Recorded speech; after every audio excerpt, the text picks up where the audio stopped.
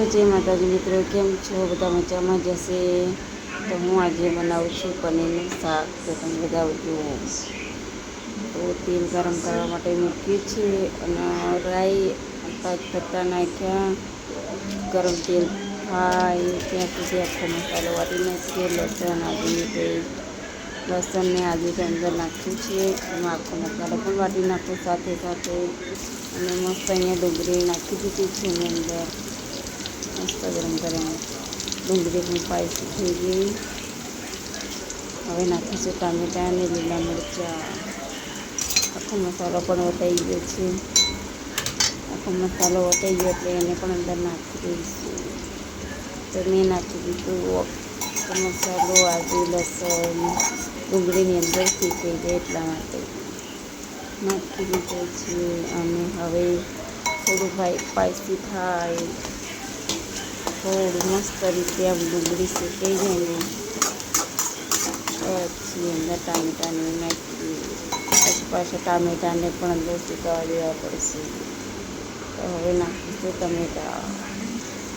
ટામેટાં પણ નાખી દીધા, લીલા મરચાં પણ નાખી દીધા ને મસ્ત રીતે હવે થાય છે. એકદમ મસ્ત રીતે એવું લાગે કે આવું ને આવું થઈ જઈએ. મસ્ત લાગે આવું. તો મેં અહીંયા કાઢ્યું છે પનીર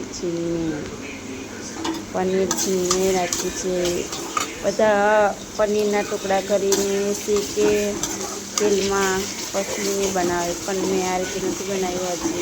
એ રીતે પણ હું બનાવું છું, પણ મેં બનાવી છે આજે પનીરને છીણી નાખી છે. અને મસ્ત અંદર હવે મરચું નાખીશું, લાલ મરચું, લાલ પાવડર, કારણ કે મોરું મરચું એટલા માટે 3-4 ચમચી નાખી છે.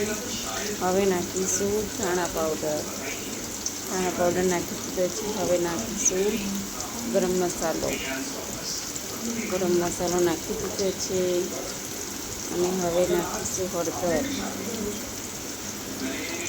નાખી છે 1-2 ચમચી થોડી મસ્ત હલાવી નાખી છે. હવે ને મસ્ત એક કલર થઈ ગયો છે. મરચાં મસાલાનો એક કલર થઈ ગયો છે. હવે થોડી વાર એને ચમચાથી હલાવીશું મસ્ત રીતે. મસ્ત થઈ જાય ત્યાં સુધી પછી આપણે એની અંદર પનીર નાખવાનું છે. મીઠું તો મેં પહેલાં નાખ્યું હતું, પણ અત્યારે પણ એ જરીક નાખું છું, કારણ કે ઓછું પડ્યું હોય એટલા માટે. કારણ કે મેં પહેલાં નાખ્યું હતું, વિડીયોમાં નથી આવી, માફ કરજો. અને મસ્ત રીતે જો એકદમ લાલ લાલ મસ્ત ચટણી થઈ ગઈ છે. અને હવે થોડું પાણી નાખીશું અંદર આપણે. પાણી નાખીએ એટલે સારું લાગે. અને હવે નાખીશું આપણે પનીર અંદર. પનીર મસ્ત નાખ્યું છે અને મસ્ત થઈ ગયું છે.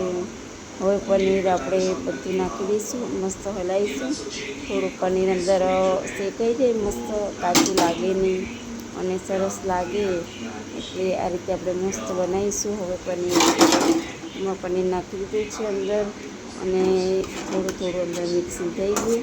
અને સરસ રીતે આપણે પનીરની અંદર હવે એક કરવાનું છે.